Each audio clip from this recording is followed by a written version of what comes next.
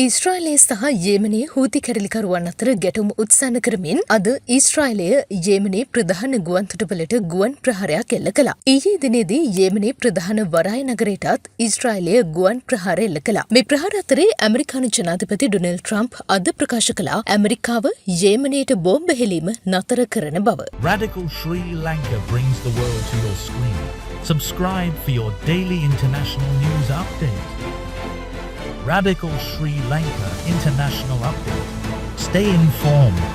Stay global. ඊශ්‍රායලයේ බෙන්ගුරියන් ප්‍රධාන ගුවන්තොටුපළ ඉලක්ක කරගෙන පසුගිය ඉරිදා යෙමනයේ හූති කැරලිකරුවන් බැලිස්ටික් මිසයිල් ප්‍රහාරයක් එල්ල කළා. ඉන්පසුව ඔවුන් අනතුරු අඟවලා තිබුණේ ඊශ්‍රායලයේ සියලු ගුවන්තොටුපළ ඉලක්ක කරගෙන ඉදිරියේදී ප්‍රහාර එල්ල කරන බව සහ බෙන්ගුරියන් ගුවන්තොටුපළ ප්‍රධාන ඉලක්කයක් වනු ඇති බව. ඒ ප්‍රහාරයට ප්‍රතිචාර දක්වමින් ඊයේ ඊශ්‍රායලය යෙමනයේ ප්‍රධාන වරාය නගරය වන හොඩේඩා ඉලක්ක කරගෙන ප්‍රහාරයක් දියත් කළා. ඒ ප්‍රහාරයෙන් 4 දෙනෙක් මිය ගිහින් 39 දෙනෙක් තුවාල ලැබූ බව හූති කැරලිකරුවන්ගේ සභාපුවත් ඒජන්සිය ප්‍රකාශ කළා. ප්‍රහාරය නැත වූ ගින්නෙන් වරායේ බහළු මංගනයට දැඩි හානි සිදුව තිබුණා. එඩන්වලට පසු රතුමුහුදේ දෙවන විශාලතම වරාය වන හොඩේඩාවල නෞකා දෙකකින් බහළුම් ගොඩබාන අතරතුර දැඩි තදබදයක් පැවති අවස්ථාවක එල්ලවුණු ඒ ගුවන් ප්‍රහාරවලින් වරායේ නැව් තටාක පහෙන් ගබඩාවලින් සහ රේගු අංගනයේ ආශ්‍රිතව 70%ක පමණ හානියක් සිදුවලා තියෙන බව වරාය ආරංචි මාර්ග උපුටා දක්වමින් විදෙස් මාධ්‍ය වාර්තා කළා. යෙමනයේ ආහාර ආනයන වලින් 80% රටට ඇතුළු වෙන්නේ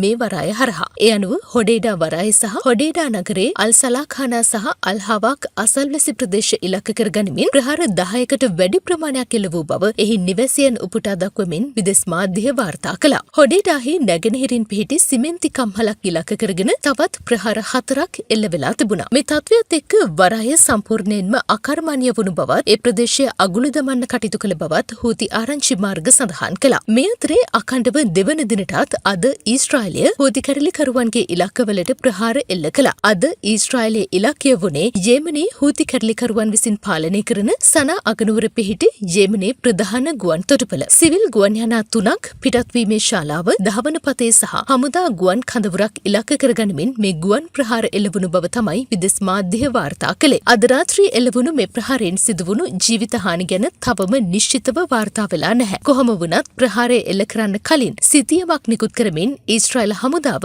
ගුවන්තොටුපළ අවට ප්‍රදේශයෙන් ඉවත් වන ලෙස ජනතාවට දැනුම් දී තිබුණා. ඊශ්‍රායල හමුදාව කියන්නේ මේ ගුවන්තොටුපළ හූති කැරලිකරුවන් විසින් ආයුධ බෙදා හරින සහ මෙහෙයුම් දියත් කරන ප්‍රධාන කඳවුරක් කියලා. කොහොම වුණත් ඊශ්‍රායලයේ මේ ප්‍රහාර දෙකටම ප්‍රතිප්‍රහාර එල්ල කරන බවට යෙමනයේ හූති කැරලිකරුවන් ප්‍රතිඥා දීලා තියෙනවා. මේ ප්‍රහාර ඊශ්‍රායලය සහ ඇමරිකාව ඒකාබද්ධව එල්ල කළ බවටත් ඔවුන් චෝදනා කළා. ඒත් ඇමරිකානු ආරක්ෂක නිලධාරියෙක් ප්‍රකාශ කරලා තිබුණා මේ ප්‍රහාර සඳහා ඇමරිකාව සම්බන්ධ නොවුණු බව. ඒ වගේම ඇමරිකානු ජනාධිපති ඩොනල්ඩ් ට්‍රම්ප් අද ප්‍රකාශ කළා ඇමරිකාව යෙමනයට බෝම්බ හෙලීම නතර කරන බව. තවදුරටත් සටන් කරන්න අවශ්‍ය නැති බවත් රතුමුහුදේ නැව් මාර්ගවලට එල්ල කරන ප්‍රහාර නවත්වන බවත් හූති කැරලිකරුවන් ඇමරිකාවට දැනුම් දී ඇති නිසා මේ තීරණය වහම ක්‍රියාත්මක කරන බව ට්‍රම්ප් අද දවල මන්දිරයේදී මාධ්‍ය වෙත ප්‍රකාශ කළා. කොහොම වුණත් මේ ප්‍රකාශය ගැන හූති කැරලිකරුවන් තවම ප්‍රතිචාර දක්වලා නැහැ. මේ අතරේ ඩොනල්ඩ් ට්‍රම්ප් ජනාධිපතිවරයා මේ සතියේ බ්‍රහස්පතින්දා හෝ සිකුරාදා මැදපෙරදිග සම්බන්ධයෙන් විශේෂ නිවේදනයක් සිදු කරන්න නියමිත බව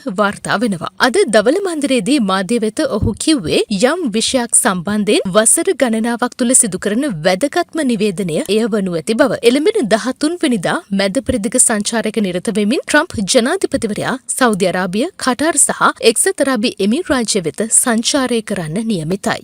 මේ වගේ ලෝකයේ පුරා උණුසුම් පුවත් දැනගන්න රැඩිකල් ශ්‍රී ලංකා YouTube channel එක දැන්ම subscribe කරන්න. අලුත්ම news ඉක්මනින්ම දැනගන්න bell icon එකත් click කරන්න. තවත් අයට බලන්න වීඩියෝ එක share කරන්න. ඒ වගේම ඔයාලා දැනගන්න කැමති තවත් දේවල් ගැන වගේම ඔයාලගේ අදහස් comment කරන්නත් අමතක කරන්න එපා.